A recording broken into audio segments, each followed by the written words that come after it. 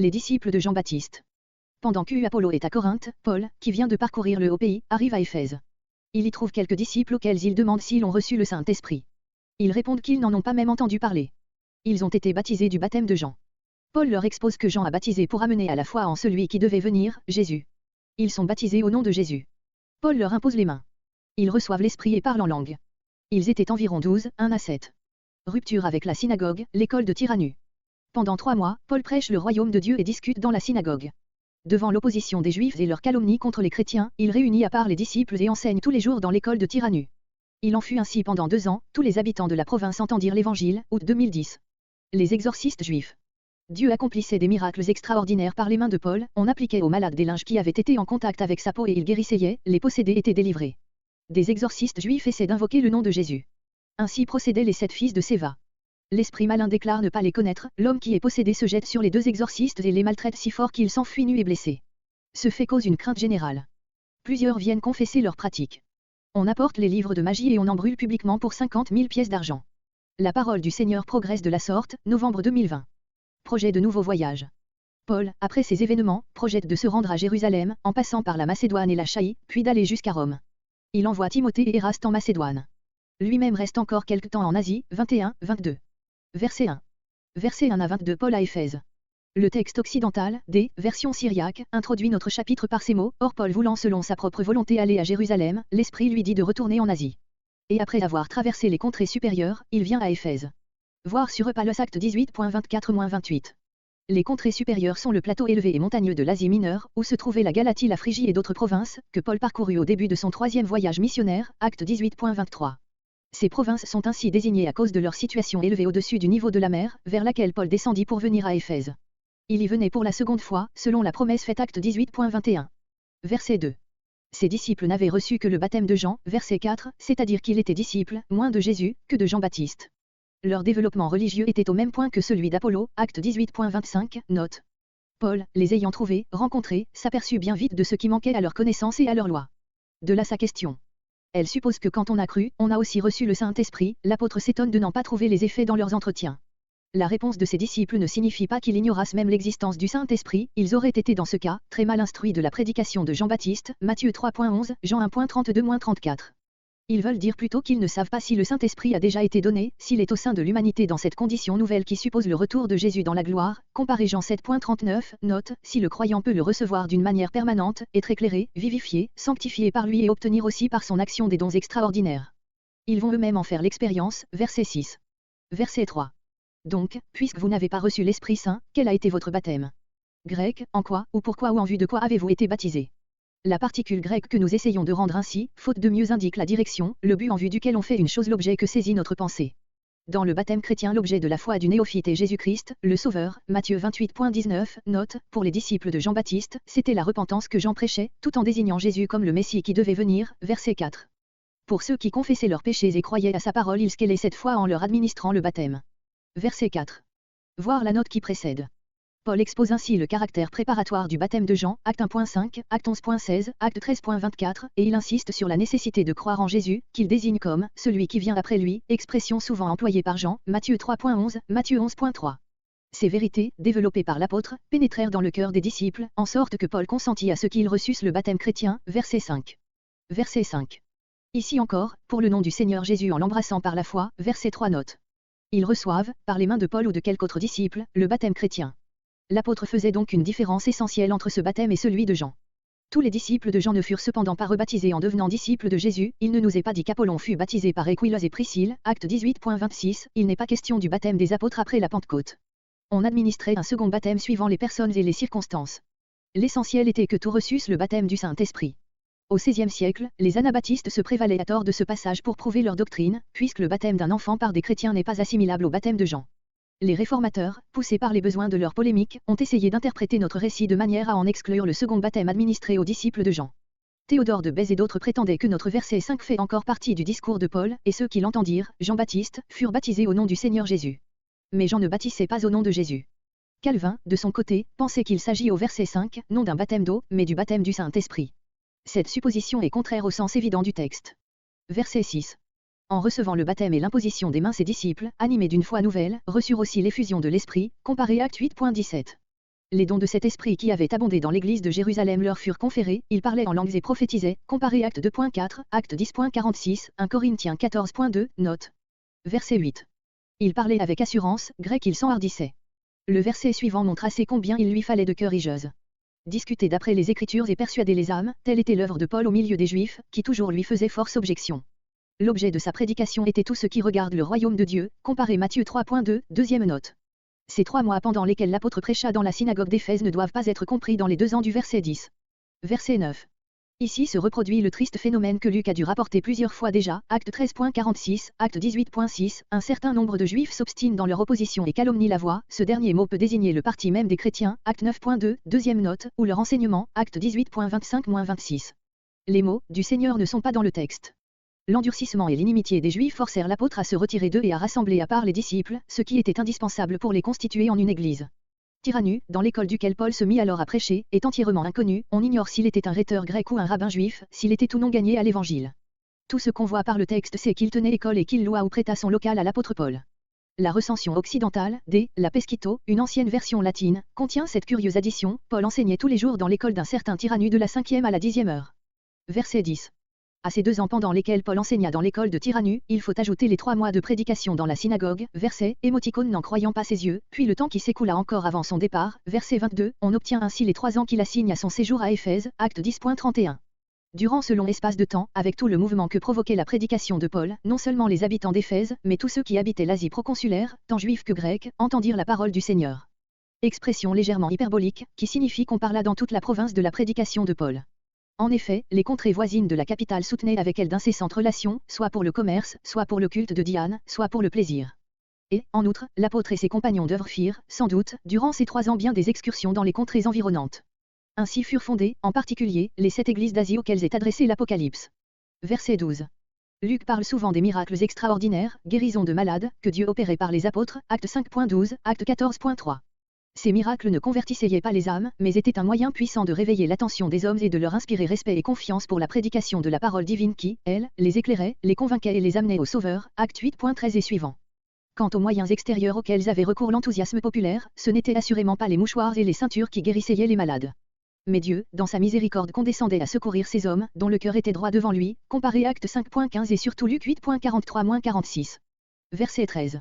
Nous savons par les évangiles, Matthieu 12.27, Luc 9.49, et par Joseph, Antiquité juive, 8, 2, 5, que plusieurs de ces exorcistes juifs parcouraient le pays et prétendaient chasser les démons et guérir les malades au moyen de certaines formules magiques qu'ils prononçaient.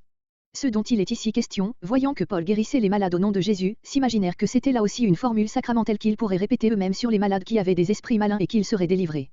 Les exorcistes païens avaient l'habitude de mêler à leurs formules magiques les noms des dieux de toutes les nations. On a relevé sur un papyrus grec, cité par M. Blas, la formule suivante, je t'adjure par le Dieu des Hébreux, Jésus. Verset 14. Codex Sinaiticus, A, minuscule porte, certains des 7 fils de Séva. Mais la leçon de B, les 7 fils d'un certain Séva, est préférée par la plupart des éditeurs et des interprètes. Le verset 16 montre que 2 d'entre eux seulement prenaient part à cette action. Le texte de D et de la Pesquito présente verset 14 plus développé, parmi eux aussi les fils d'un certain Séva, sacrificateur, voulurent faire la même chose. Ils avaient l'habitude d'exorciser de tels gens. Et étant entrés vers le démoniaque, ils commencèrent à invoquer le nom, disant, nous t'ordonnons, par Jésus, que Paul prêche, de sortir. Ce Séva est d'ailleurs complètement inconnu. Le titre de grand sacrificateur montre qu'il appartenait à l'une des familles de l'aristocratie sacerdotale, acte 4.6. Verset 15. L'esprit malin, par la bouche de l'homme, en qui il était. Il reconnaît la puissance de Jésus et de Paul, mais il demande aux exorcistes avec mépris, qui êtes-vous? Comparez acte 16.17, Matthieu 8.29, Luc 4.41, voire sur les démoniaques Matthieu 8.28. Verset 17. Cet essai de guérison réussit fort mal aux exorcistes. Le démoniaque se jeta sur eux, le texte resupporte, s'étant rendu maître d'eux, ce qui désignerait tous les 7 fils de Séva, Codex Sinaiticus, B, A, D, se rendit maître de tous 2, ou de l'un et de l'autre, verset 14, note. Il était naturel que cette scène inspirât de la crainte aux personnes présentes. La confusion de ceux qui avaient voulu imiter les miracles de Paul tourna à la gloire du Seigneur Jésus, son nom était magnifié, c'est-à-dire que ce nom était reconnu grand et glorifié comme tel. Verset 18. Faut-il admettre que ces mots, plusieurs de ceux qui avaient cru, désignent des hommes jusque-là païens et qui devinrent croyants sous l'impression de la crainte qu'ils éprouvèrent alors, verset 17. Le participe parfait désigne plutôt des disciples qu'il était devenu antérieurement déjà. Et l'on conçoit très bien que de tels disciples, rendus sérieux par la vue de ces faits, éprouvassent le vif besoin de venir confesser leurs pratiques à l'apôtre ou à d'autres chrétiens, car il est probable que les actions qu'ils confessaient et déclaraient étaient principalement ces pratiques de la magie que nous révèle le verset suivant. De telles pratiques avaient pu subsister quelque temps chez des hommes qui croyaient en Christ, mais dont la conscience était encore insuffisamment éclairée. Verset 19. L'exercice des arts occultes ou de la magie était très répandu, on prétendait par ce moyen pénétrer les secrets de la nature, de l'avenir et du monde invisible, acte 8.9, acte 13.6. Il existait une foule de livres traitant de ces sujets, ceux en particulier qu'on appelait les écrits éphésiens, étaient célèbres partout. Un grand nombre donc de ceux qui en possédaient, devenus chrétiens et repris dans leur conscience, les apportèrent et les brûlèrent en présence de tous les fidèles. La valeur de ces livres indiquée ici, 50 000 pièces d'argent, il s'agit sans doute de drachmes, paraît énorme, approximativement 45 000 fr. Mais si l'on se souvient que ces livres étaient des manuscrits, dont un seul se vendait souvent à un prix élevé, on ne sera pas tenté de voir dans ce chiffre une exagération. Ce fut là une magnifique victoire de l'Évangile sur la superstition et le paganisme. Luc lui-même en fait la remarque dans son récit, verset 20. Verset 21. Paul se proposa, forma le projet. Telle est la signification des mots grecs, il se mit dans l'esprit et non il se proposa par l'esprit, de Dieu, comme ont traduit quelques interprètes. Voyant qu'après 3 ans de travail à Éphèse son œuvre y était finie, l'apôtre résolut d'aller à Jérusalem, afin d'y porter la collecte qu'il avait provoquée en Grèce, en faveur des frères pauvres de la Judée, 1 Corinthiens 16.14, Romains 15.25-28. Mais auparavant il voulait visiter une dernière fois les églises de la Macédoine et de l'Achaïe, spécialement Corinthe, 1 Corinthiens 16.5. Enfin il envisage dès ce moment le but suprême de son apostolat, Rome. Il est convaincu que c'est son devoir et la volonté de Dieu à son égard, il me faut voir Rome, comparer acte 23.11, Romains 1.10, Romains 15.23. Mais il parviendra à Rome bien plus tard et d'une toute autre manière qu'il ne le pensait alors, acte 27 et acte 28. Verset 22. L'envoi de ces 2 disciples en Macédoine avait sans doute aussi pour but d'y achever la collecte qu'on vient de rappeler, 1 Corinthiens 4.17, 1 Corinthiens 16.10. Éraste, peu connu d'ailleurs et mentionné encore dans 2 Timothée 4.20. On ne pense pas que ce soit le même qui est nommé dans Romains 16.23 et qui était de Corinthe. En Asie et non à Éphèse seulement. Verset 23. Soulèvement des orfèvres contre Paul. Les progrès de l'Église sont l'occasion de troubles graves. L'orfèvre Démétrius, qui tirait un profit considérable de la fabrication de petites reproductions en argent du temple de Diane, réunit tous les ouvriers du métier et leur montre que l'industrie, source de leur fortune, est compromise par la prédication de Paul qui, à Éphèse et dans toute la province, a convaincu une foule de personnes du néant des dieux fait par la main de l'homme et qui porte ainsi atteinte, non seulement aux intérêts des orfèvres, mais à la renommée du temple même de Diane. Et à la majesté de celle qu'adore toute l'Asie et le monde entier. Ce discours les rend furieux, ils se mettent à crier, grande est la Diane des Éphésiens, 23 à 28. Réunion tumultueuse au théâtre. L'agitation gagne toute la ville, la foule se précipite dans le théâtre entraînant 2 compagnons de voyage de Paul. Lui-même veut se présenter devant le peuple. Il en est empêché par ses disciples et quelques asiarques de ses amis. Des cris divers retentissent dans l'assemblée, dont la raison d'être est ignorée de la plupart. Les Juifs poussent Alexandre à parler, mais la foule, le reconnaissant, crie 2 heures durant, grande est la Diane des Éphésiens. 29 à 34.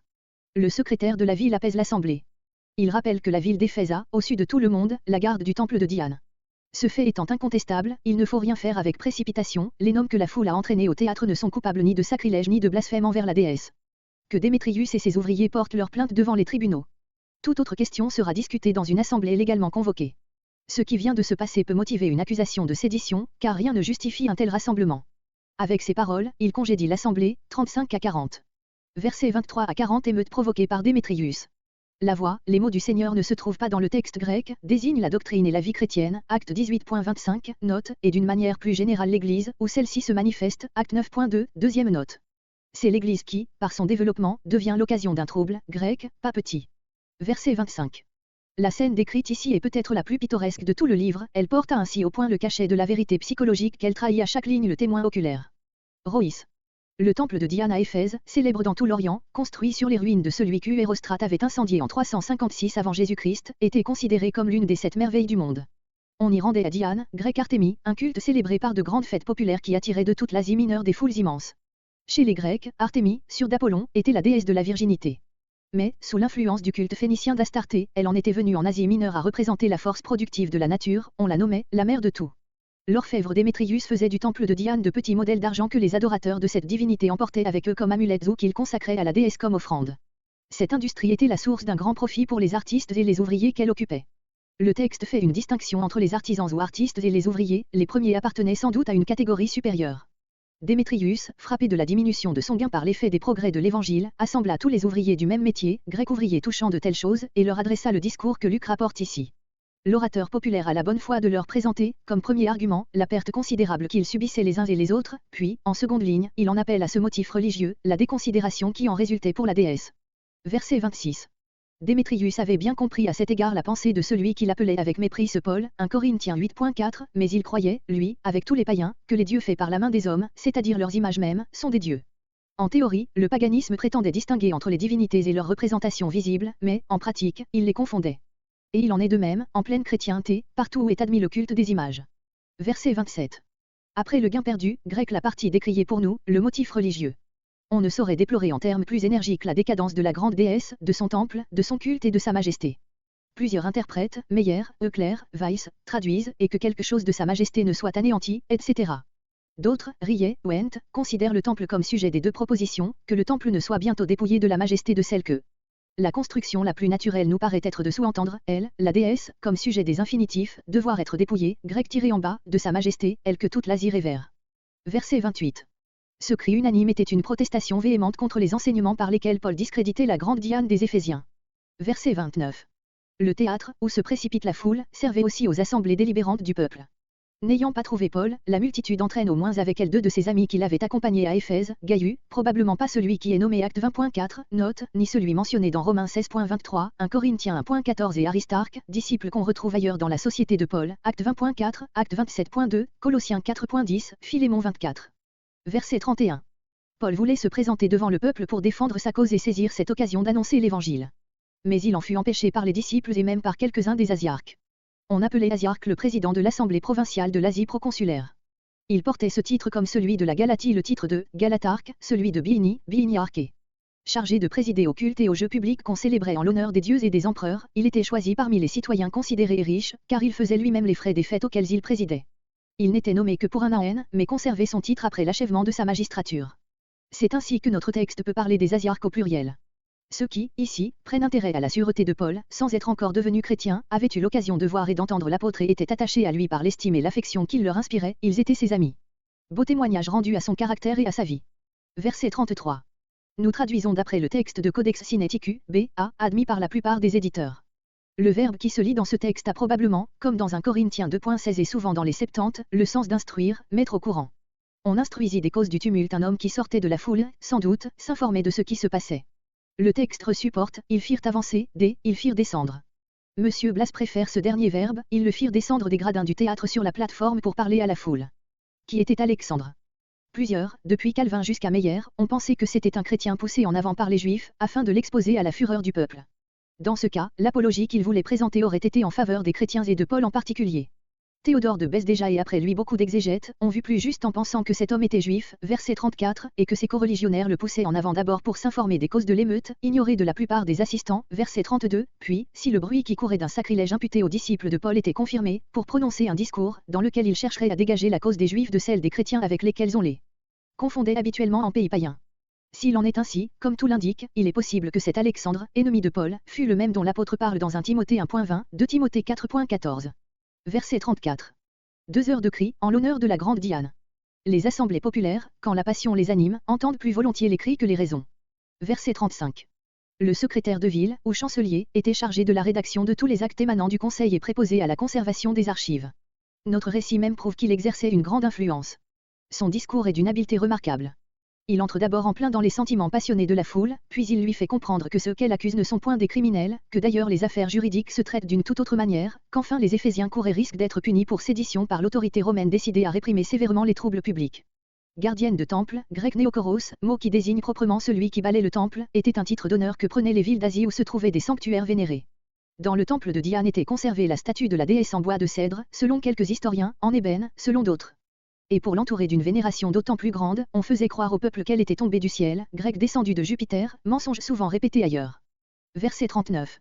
L'orateur oppose, avec une grande sagesse, à cette assemblée tumultueuse tous les moyens légaux, les audiences publiques, les proconsuls, pluriel de catégorie, car il n'y en avait qu'un pour l'Asie proconsulaire, l'assemblée légale des citoyens.